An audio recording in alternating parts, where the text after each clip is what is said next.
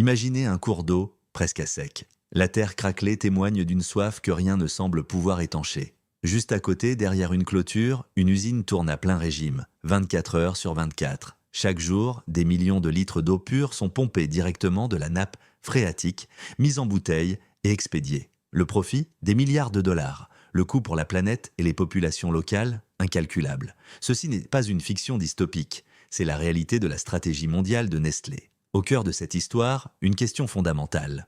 L'eau est-elle un droit humain ou une marchandise?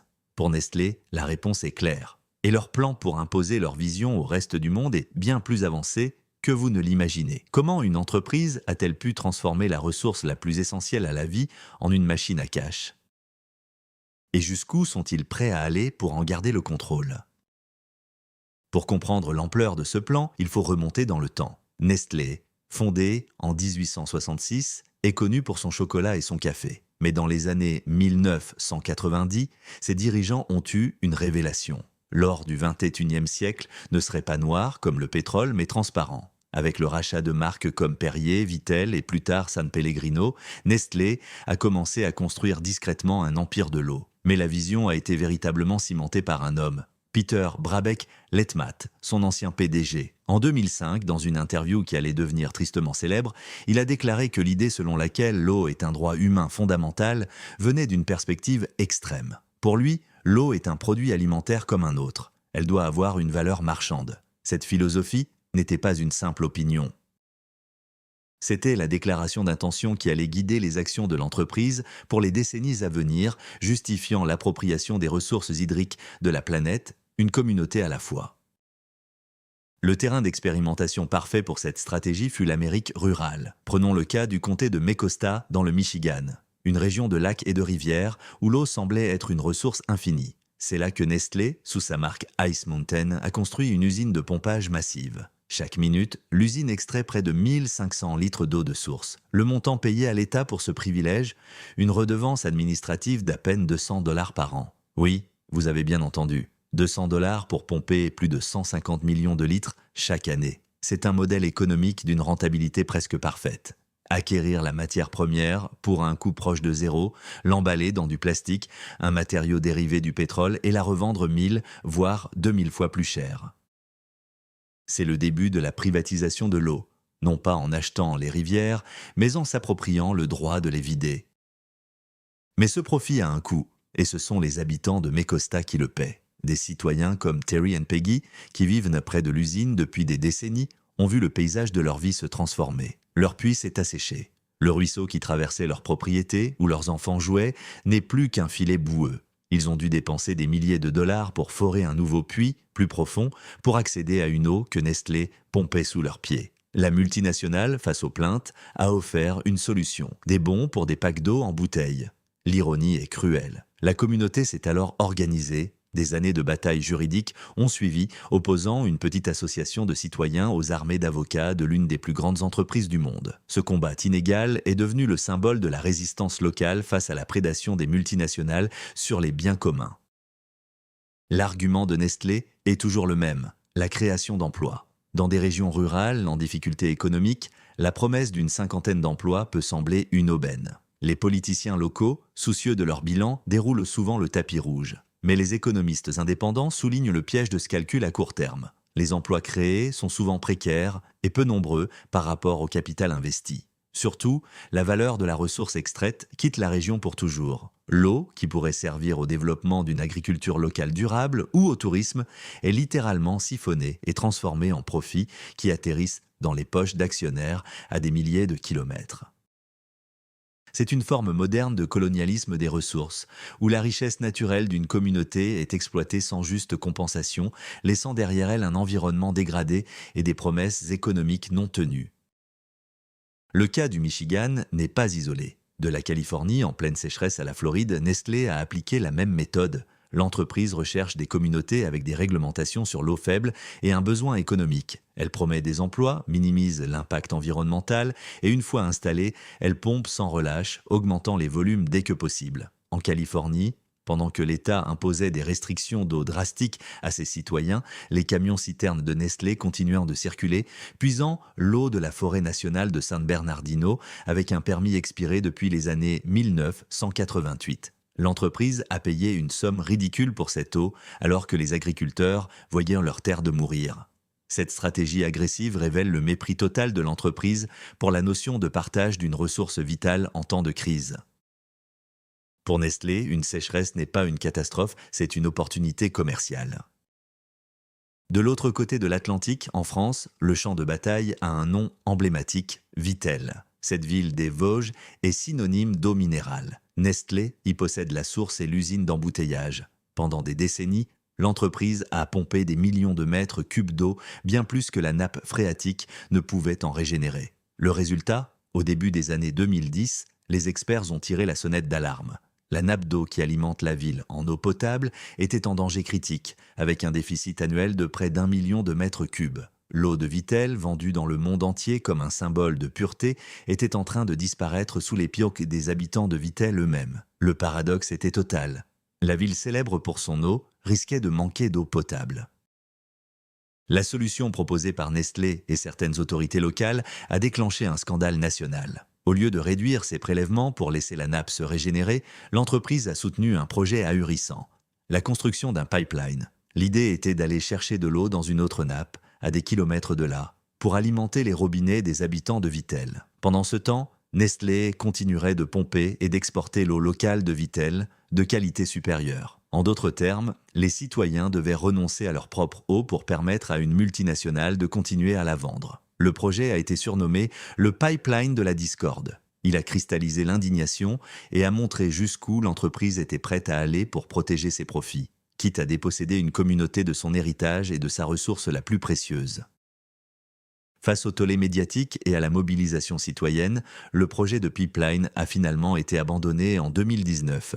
C'était une victoire pour les activistes, mais une victoire au goût amer. La nappe phréatique reste fragile et le modèle économique de surexploitation n'a pas été fondamentalement remis en question. L'affaire Vittel a servi de leçon. Elle a démontré que même dans un pays avec une forte culture du service public de l'eau, comme la France, les intérêts privés peuvent menacer l'accès à la ressource. Elle a aussi révélé l'incroyable pouvoir de l'image de marque. Nestlé a réussi à convaincre des millions de consommateurs de payer pour une eau pure et naturelle, alors que ses propres actions mettaient en péril la pérennité de cette même nature. C'est le paradoxe au cœur de l'industrie de l'eau en bouteille. L'Europe et l'Amérique du Nord ne sont que la partie visible de l'iceberg. C'est dans les pays en développement que la stratégie de Nestlé a les conséquences les plus dévastatrices. Prenons le Pakistan, un pays déjà confronté à un stress hydrique extrême. Dans le village de Bati Dilwan, les habitants puisaient autrefois une eau propre et abondante dans des puits peu profonds. Puis, Nestlé a construit une usine à proximité pour sa marque Pure Life. L'usine a commencé à pomper des centaines de milliers de litres par jour. En quelques années, le niveau de la nappe phréatique a chuté de façon spectaculaire. Les puits des villageois se sont asséchés. Pour avoir de l'eau, ils doivent désormais creuser à plus de 100 mètres de profondeur, un coût exorbitant pour ces communautés pauvres.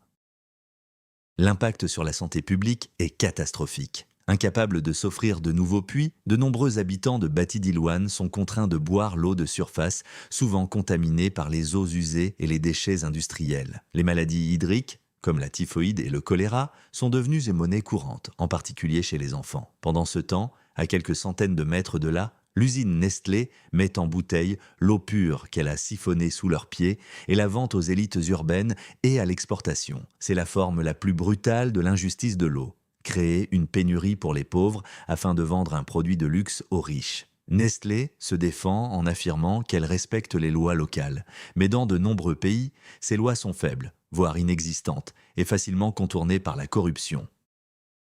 L'ambition de Nestlé ne se limite pas à des sources locales. Le véritable enjeu est le contrôle des grands aquifères transnationaux. En Amérique du Sud, les regards se tournent vers l'aquifère Guarani, l'une des plus grandes réserves d'eau douce souterraine au monde, qui s'étend sous le Brésil, l'Argentine, le Paraguay et l'Uruguay. Pendant des années, Nestlé a discrètement mené des activités de lobbying et de prospection dans la région. Des documents ont révélé que l'entreprise a participé à des forums de discussion sur la gestion de l'aquifère, cherchant à influencer les politiques publiques en faveur d'une gestion privée et d'une marchandisation de l'eau. Pour l'entreprise, obtenir des droits d'exploitation sur une fraction de cet aquifère serait comme trouver un gisement de pétrole inépuisable. C'est un jeu géopolitique à long terme dont l'objectif est de sécuriser les ressources pour les 100 prochaines années. Au Brésil, Nestlé a déjà acquis des droits sur plusieurs sources stratégiques, notamment dans le circuit des eaux de l'État de Minas Gerais, une région célèbre pour ses eaux minérales. L'entreprise a racheté des marques locales et a intensifié les prélèvements, provoquant des conflits avec les communautés et les écologistes. La stratégie est de s'implanter localement, de prendre le contrôle des meilleures sources, puis d'utiliser son immense pouvoir de lobbying pour faire évoluer la législation en sa faveur. Les militants brésiliens dénoncent un hydropiratage légalisé, où le patrimoine hydrique de la nation est vendu au plus offrant. Ils craignent qu'à terme, la souveraineté des États sur leur propre eau ne soit menacée par des contrats à long terme signés avec des multinationales. La bataille pour l'aquifère Guarani est une bataille pour l'avenir du continent. Comment Nestlé réussit-elle à mettre en œuvre ce plan à l'échelle mondiale ? La clé réside dans une machine de lobbying et d'influence extrêmement puissante et bien huilée. Chaque année, l'entreprise dépense des millions de dollars pour influencer les décideurs politiques à Washington, à Bruxelles et dans les capitales du monde entier. Ces lobbyistes travaillent sans relâche pour affaiblir les réglementations environnementales, pour promouvoir des lois qui facilitent l'accès privé aux ressources en eau et pour combattre toute tentative de taxer les prélèvements d'eau ou les bouteilles en plastique. Ils financent des études scientifiques orientées pour minimiser l'impact de leurs activités et créer des partenariats avec des ONG pour se donner une image de responsabilité sociale. C'est une guerre de l'information et de l'influence menée dans l'ombre, loin des regards du grand public.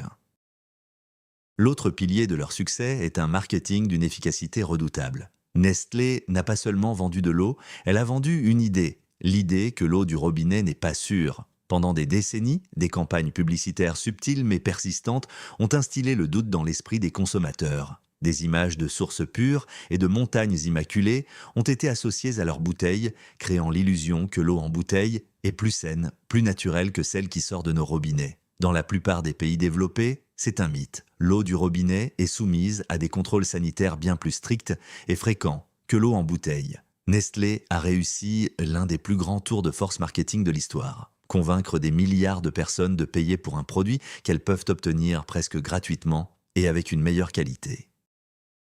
Face aux critiques croissantes sur la pollution plastique, Nestlé a déployé une autre stratégie de communication, le greenwashing ou l'éco-blanchiment. L'entreprise communique abondamment sur ses efforts en matière de recyclage et sur son ambition de rendre 100% de ses emballages recyclables ou réutilisables. Cependant, la réalité est bien différente. Nestlé reste l'un des plus grands pollueurs plastiques au monde. Une infime partie de ses bouteilles est réellement recyclée en nouvelles bouteilles. Le concept même de recyclage, promu par l'industrie, déplace la responsabilité du producteur vers le consommateur. Au lieu de remettre en question le modèle économique absurde de l'emballage à usage unique, l'entreprise investit des milliards dans une communication qui donne l'illusion d'une solution, tout en continuant à produire plus de 100 milliards de bouteilles en plastique chaque année.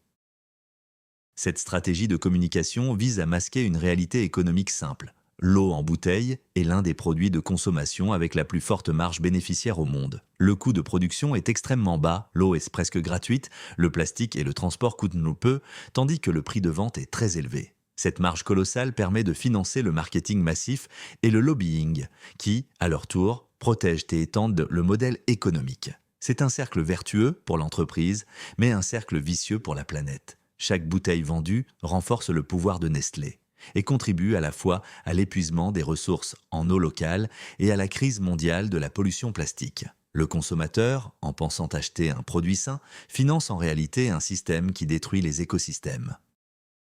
Si l'on relie tous ces points, le pompage dans le Michigan, le pipeline de Vittel, les puits asséchés au Pakistan, le lobbying à Bruxelles, un tableau d'ensemble se dessine. Il ne s'agit pas d'incidents isolés, mais des pièces d'un puzzle stratégique. Le but ultime n'est pas seulement de vendre de l'eau en bouteille aujourd'hui, mais de contrôler les droits d'accès à l'eau pour demain. Dans un monde confronté au changement climatique, où les sécheresses deviennent plus fréquentes et plus intenses, l'eau douce est en passe de devenir la ressource la plus précieuse du XXIe siècle.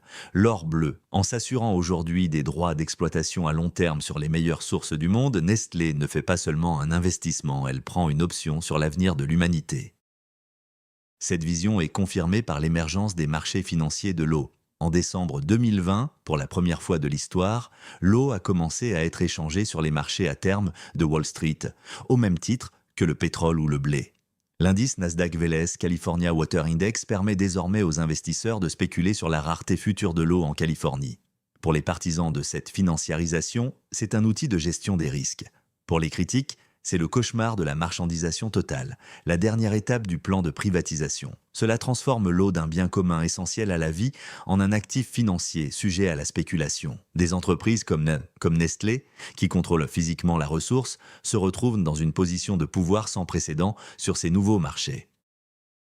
Quel est le scénario final? Imaginez un futur, pas si lointain, où des multinationales comme Nestlé possédant des droits légaux sur une part significative des réserves d'eau douce de la planète. Dans ce monde, le prix de l'eau n'est plus déterminé par le coût du service public, mais par l'offre et la demande sur un marché mondial. Les gouvernements, affaiblis et endettés, pourraient y être contraints de négocier avec ces entreprises pour assurer l'approvisionnement de leur propre population. Les nations qui possèdent des réserves d'eau deviendraient les nouvelles puissances, tandis que celles qui en manquent seraient à la merci de ce cartel de l'eau. Le contrôle de l'eau deviendrait l'outil de pouvoir géopolitique ultime, plus puissant que les armes ou le pétrole. C'est la vision finale de la privatisation, un monde où l'accès à la vie elle-même est contrôlé par le profit. Cette stratégie repose sur un principe juridique fondamental, la séparation entre la propriété de la terre et la propriété de l'eau qui se trouve en dessous. Les lois sur l'eau sont un patchwork complexe et souvent archaïque, variant d'un État à l'autre. Nestlé a excellé dans l'art d'exploiter les failles de ces systèmes. Ils utilisent des concepts comme les droits riverains ou la règle de la capture raisonnable pour justifier des prélèvements massifs. Leur armée de juristes est capable de naviguer dans ce labyrinthe réglementaire pour obtenir des permis qui, bien que légaux, sont souvent en contradiction avec l'intérêt public. La bataille pour l'eau est donc aussi une bataille juridique. Les communautés qui se défendent doivent non seulement lutter contre un géant économique, mais aussi contre des cadres légaux qui favorisent l'exploitation privée au détriment du bien commun. La résistance, cependant, s'organise à l'échelle mondiale. Des groupes de citoyens du Michigan aux syndicats en France, en passant par les communautés autochtones en Amérique du Sud, un mouvement mondial pour la justice de l'eau prend de l'ampleur. Ils utilisent les tribunaux, les médias, les boycotts et l'action directe pour dénoncer les pratiques de Nestlé et d'autres entreprises. De plus en plus de municipalités, comme Paris, ont décidé de remunicipaliser leur service de l'eau, le sortant des mains du privé pour le rendre au contrôle public, avec des résultats positifs en termes de prix et de qualité. Ces victoires, bien que locales, prouvent que l'avenir de l'eau n'est pas encore écrit. Elles montrent qu'une alternative au modèle de privatisation est possible. Une alternative basée sur l'idée que l'eau est un bien commun qui doit être géré de manière démocratique, équitable et durable pour les générations futures. Le plan de Nestlé pour privatiser l'eau mondiale n'est pas une théorie du complot. C'est une stratégie commerciale mise en œuvre méthodiquement depuis plus de 30 ans, dont les effets se font sentir partout sur la planète. C'est l'histoire de la transformation silencieuse de notre ressource la plus vitale en une simple marchandise, un actif financier. Ce qui est en jeu, ce n'est pas seulement le prix de notre prochaine bouteille d'eau. C'est notre souveraineté, notre santé et la stabilité de nos écosystèmes. Alors que le changement climatique rend l'eau de plus en plus rare et précieuse, la pression pour sa privatisation ne fera que s'intensifier. Les batailles menées aujourd'hui dans des villages obscurs détermineront si demain, l'accès à un verre d'eau sera un droit inaliénable pour tous ou un privilège réservé à ceux qui peuvent se le permettre. La question qui nous est posée est simple et brutale. Dans quel monde voulons-nous vivre ? Pensez-vous que l'eau devrait être traitée comme un droit humain fondamental, protégé par le service public, ou comme une marchandise régie par les lois du marché ? Votre opinion compte. Partagez-la dans les commentaires.